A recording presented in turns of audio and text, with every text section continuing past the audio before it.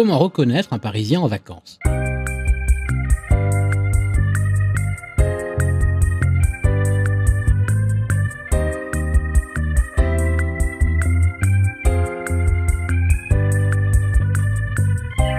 Déjà, planter le décor.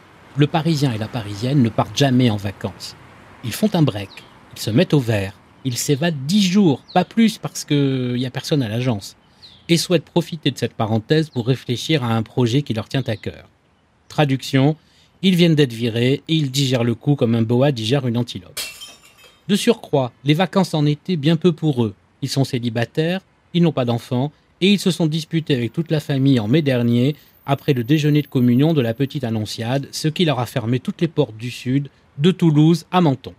Quoi qu'il en soit, le Parisien en vacances a évidemment choisi le sud, et se croit obligé de prendre l'accent assorti, sorte de marqueur de débilité, oscillant entre la tirade pagnolesque de la pomponnette et l'hommage posthume à Charles Pasqua.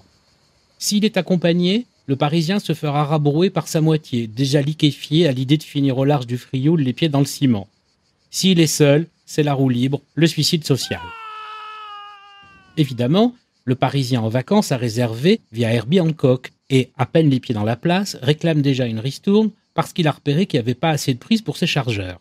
Il s'est déjà d'ailleurs rué sur TripAdvisor pour flinguer l'adresse.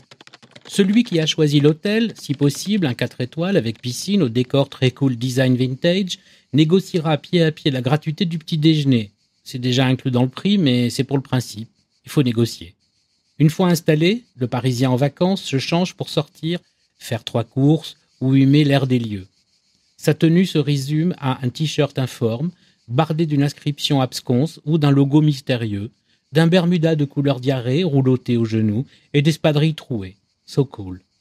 Variante bourgeoise, la chemise de ville bleue portée par-dessus le kaki beige et les mocassins portés pieds nus. Point commun, le mollet blanc bidé, les lunettes noires et le panama. La Parisienne, déjà mieux préparée, tente à marcher quelques pas en avant ou en arrière, histoire qu'on ne croit pas qu'elle sorte avec ce tocard.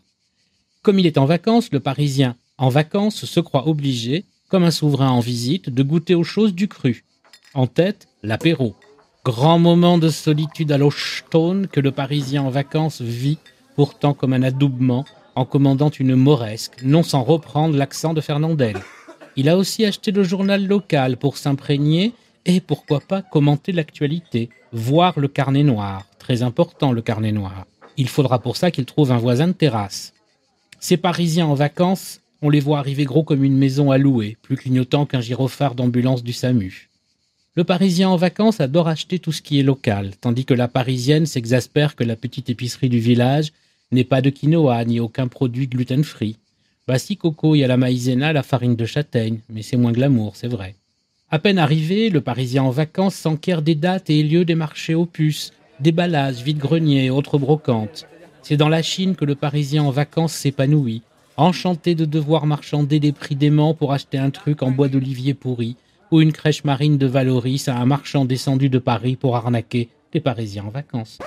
Le Parisien en vacances adore comparer et confronter ses idées parigo-centrées, donc universelles, avec celles des autochtones, histoire de bien montrer que franchement, la région elle n'a rien à envier à la capitale, et que personnellement, s'il pouvait, il viendrait s'installer ici. Sans façon, merci. Monseigneur est trop bon. Par ses discours, le Parisien en vacances tente aussi à montrer qu'il connaît du monde qui a le bras long. Il oblige juste qu'en région, tout le monde n'est pas retraité ou rentier, qu'il y a encore plus de monde qui connaît du monde qui a le bras long. Le piston, Coco, le piston, tu connais ? Le Parisien en vacances passera dès lors pour un fumiste ou un couillon, voire les deux. Le Parisien en vacances est le plus souvent un provincial déraciné revenu se ressourcer.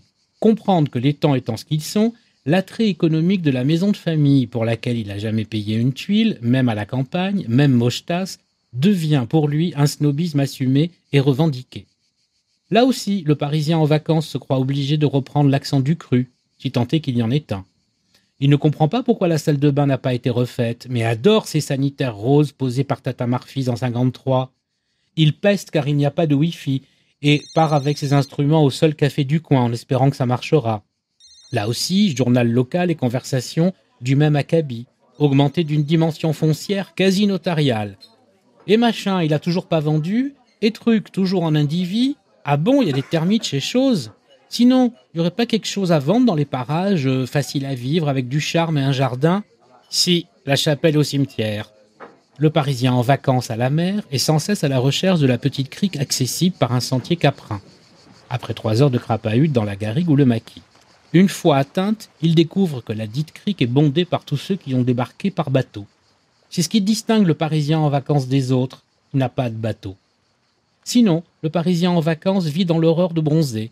À peine tolère-t-il un léger hâle qui traduira une fois rentré à Paris que, petit 1, il n'est pas parti si longtemps, petit 2, le bronzage ça fait cacou, petit 3, avec tout ce qu'il y avait à faire à la maison, j'ai tout juste eu le temps de me baigner 2 fois, mais tu sais, moi, même sous un arbre, je bronze. Bon, le tout ce qu'il y avait à faire à la maison se résume généralement à changer 2 ampoules et la lunette des WC. Le Parisien en vacances profite généralement des VDA pour se déplacer. Comprendre les voitures des autres, si commodes et si blabla pas cher, n'est-ce pas?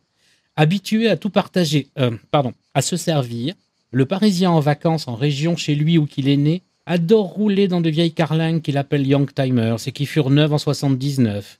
Assurée au lance-pierre, entretenue au carambar, elle roule sur 3 roues en polluant un max, et c'est le cool de l'histoire. Et ça enfonce le clou de son appartenance au terroir, sans se rendre compte que le Parisien en vacances est alors la risée de tout le pays. Le seul qu'il aime est ici le garagiste qui lui répare son épave avec des épingles à cheveux et des grilles de friteuse Seb. Le Parisien en vacances est en réalité partout où qu'il aille, un pigeon ignare qui s'ignore.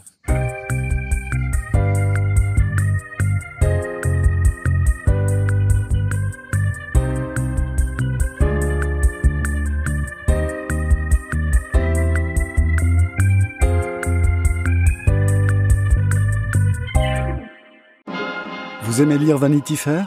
Maintenant, écoutez-le. Chaque mois, découvrez les meilleurs articles dans votre appli Audible.